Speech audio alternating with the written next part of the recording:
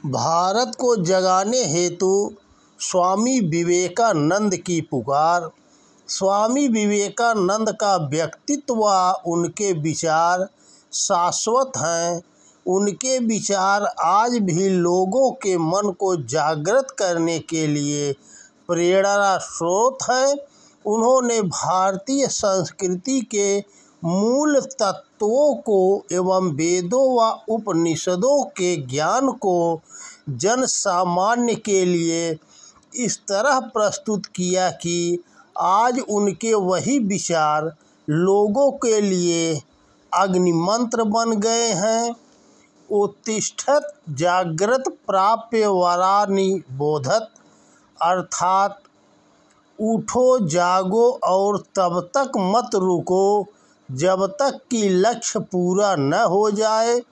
उपनिषदों से निकले इस श्लोक को स्वामी विवेकानंद ने बहुत लोकप्रिय बनाया।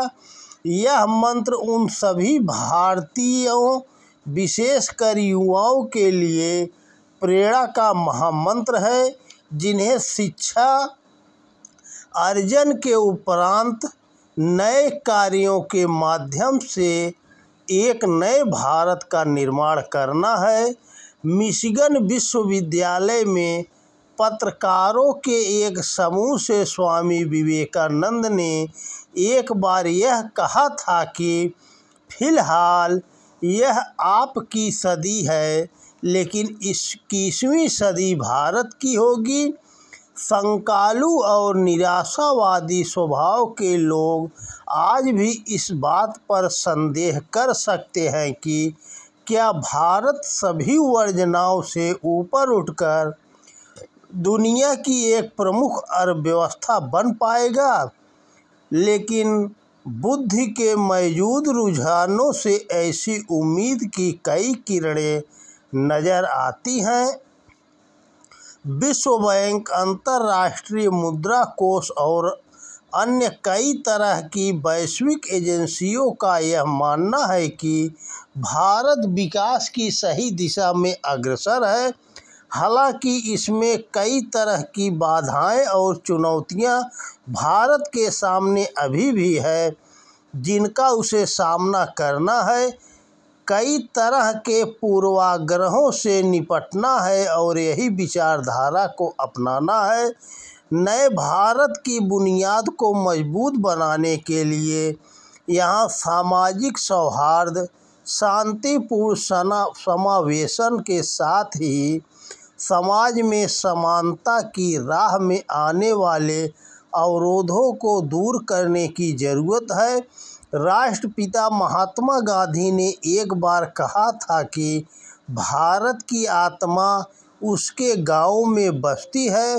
अगर इस देश में वास्तविक रूप से विकास करना है तो उसकी शुरुआत यहाँ के गांव से ही करनी होगी। समग्र ग्राम प्रबंधन योजना के बिना देश वास्तविक अर्थों में प्रगति नहीं कर सकता। जब तक हमारे देश में गांव में रहने वाले लोगों, झुग्गी झोपड़ियों में निवास करने वालों लोगों का विकास नहीं होगा, तब तक देश विकास के सोपानों में आगे बढ़ते हुए भी सही मानों में तरक्की नहीं कर सकेगा। स्वामी विवेकानंद के अनुसार भारत का पुनरुत्थान होगा, पर वह जड़ की शक्ति से नहीं वरन आत्मा की शक्ति द्वारा होगा। वह उत्थान विनाश की ध्वजा को लेकर नहीं वरन शांति और प्रेम की ध्वजा से होगा। सन्यासियों के वेश से, धन की शक्ति से नहीं बल्कि भिक्षा पात्र की शक्ति से संपादित होगा। इसीलिए अपनी अंतः स्थिति दिव्यता को जगाओ जो तुम्हें क्षुधा, तृष्णा, शीत उष्ण सहन करने में समर्थ बना देगी।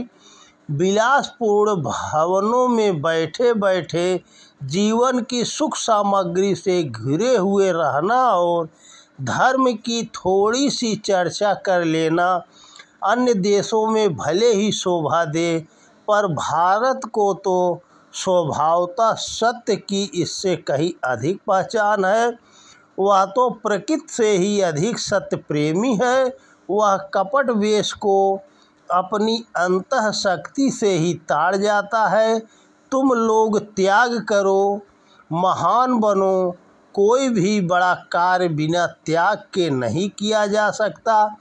स्वामी विवेकानंद ने सन 1893 में विश्व धर्म संसद में ऐतिहासिक व्याख्यान में यह कहा था कि मुझे अपने धर्म पर गर्व है, जिसने दुनिया को सहिष्णुता और सार्वभौमिक स्वीकार्यता की शिक्षा दी। हम न केवल सार्वभौतिक सहिष्णुता में विश्वास करते हैं, अपितु सभी धर्मों को मूल रूप से स्वीकार भी करते हैं। मुझे अपने देश पर भी गर्व है, जिसने सभी धर्मों और सभी देश के लोगों को शरण दी। इसके साथ उन्होंने यह भी कहा था कि यह खूबसूरत धरती लंबे समय में तमाम खांचों में बटे समाज, धर्मांधता और उसके खतरनाक प्रभावों से बदसूरत होती जा रही है। इसकी वजह से हिंसा बढ़ी और कई बार खून खराबे तक की नौबत आई, जिसने इंसानी सभ्यता को नष्ट किया और जिसकी चपेट में लगभग सभी देश आए। अगर यह धर्मांधता का दानव नहीं होता तो आज मानव समाज कहीं अधिक विकसित होता। धार्मिक एकता की साझा जमीन के संदर्भ में स्वामी विवेकानंद ने कहा था कि किसी एक धर्म द्वारा दूसरे धर्म पर जीत हासिल करने के बाद शांति और एकता की उम्मीद करना बेईमानी है। उनसे मैं यही कहूँगा कि बंधु, आप एक असंभव उम्मीद पाले हुए हैं। आज भारत की भांति दुनिया का कोई और देश ऐसा नहीं है जो युवाओं की इतनी बड़ी आबादी के साथ तरक्की की राह पर तेज गति से अग्रसर है। स्वामी विवेकानंद ने व्यक्ति एवं चरित्र निर्माण का उल्लेख करते हुए यह कहा था कि व्यक्ति निर्माण ही मेरे जीवन का लक्ष्य है।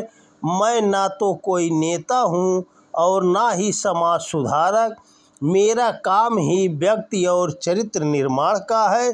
स्वामी विवेकानंद यह चाहते थे कि शिक्षा का उद्देश्य ही जीवन निर्माण, व्यक्ति निर्माण और चरित्र निर्माण होना चाहिए।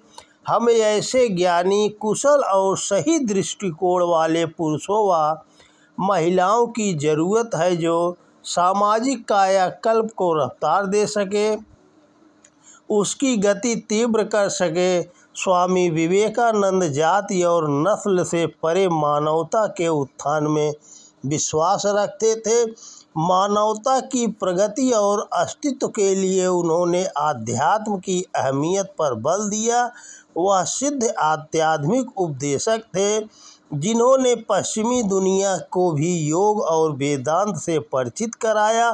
स्वामी विवेकानंद पश्चिम और पूरब के बीच एक सेतु की तरह रहे, जिन्होंने मानवता की आध्यात्मिक आधारशिला को सशक्त बनाने में अपना अतुलनीय योगदान दिया। हमारे देश की युवा पीढ़ी को उनके आदर्शों का अनुसरण करना चाहिए, उसके विचारों को बार बार पढ़ना चाहिए और उन्हें आत्मसात करना चाहिए।